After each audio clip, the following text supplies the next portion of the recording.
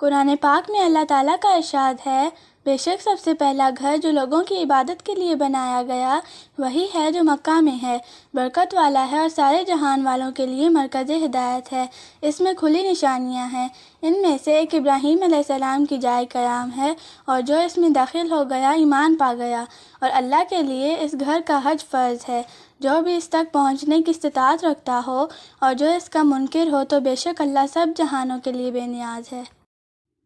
رسول اللہ صلی اللہ علیہ وسلم نے فرمایا، جو آدمی طواف کے ساتھ چکر لگائے اور پھر 2 رکعت ادا کرے اسے 1 گردن آزاد کرنے کے برابر ثواب ملتا ہے۔ طواف میں آدمی کو ایک ایک قدم اٹھانے اور رکھنے پر 10 نیکیاں ملتی ہیں، 10 گناہ معاف ہوتے ہیں اور 10 درجے بلند کیے جاتے ہیں۔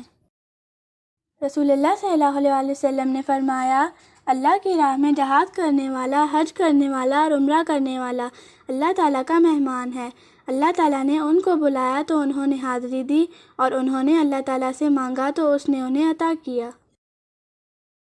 نبی اکرم صلی اللہ علیہ وسلم نے فرمایا، حج اور عمرے کو یکے بعد دیگر ادا کرو، اس لیے کہ انہیں بار بار کرنا فقر اور گناہوں کو ایسے ہی دور کر دیتا ہے جیسے بھٹی لوہے کے میل کو۔ حضرت عمر رضی اللہ عنہ حجر اسود کے پاس آئے اور اسے بوسہ دیا اور فرمایا، میں خوب جانتا ہوں کہ تو صرف ایک پتھر ہے، نہ کسی کو نقصان پہنچا سکتا ہے نہ نفع۔ اگر رسول اللہ صلی اللہ علیہ وسلم کو تجھے بوسہ دیتے ہوئے میں نہ دیکھتا تو میں بھی کبھی تجھے بوسہ نہ دیتا۔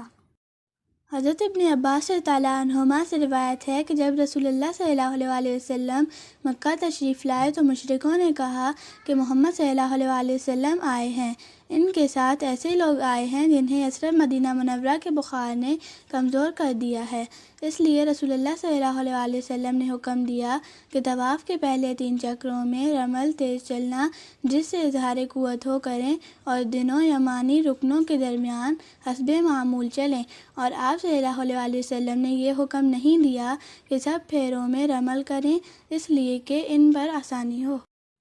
رسول اللہ صلی اللہ علیہ وسلم نے فرمایا، جب بھی کوئی تلبیہ کہنے والا بآواز بلند تلبیہ کہتا ہے اسے خوشخبری دی جاتی ہے، اور تکبیر کہنے والا جب بھی تکبیر اللہ اکبر کہتا ہے اسے بھی خوشخبری دی جاتی ہے۔ پوچھا گیا کیا جنت کی خوشخبری دی جاتی ہے؟ آپ صلی اللہ علیہ وسلم نے فرمایا، جی ہاں۔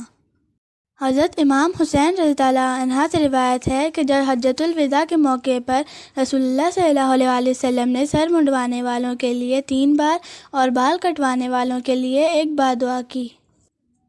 رسول اللہ صلی اللہ علیہ وسلم نے فرمایا، میں سمجھتا ہوں کہ عرفہ کے دن روزہ رکھنے کا ثواب اللہ تعالیٰ یہ دے گا کہ اگلے پچھلے 1 سال کے گناہ بخش دے گا۔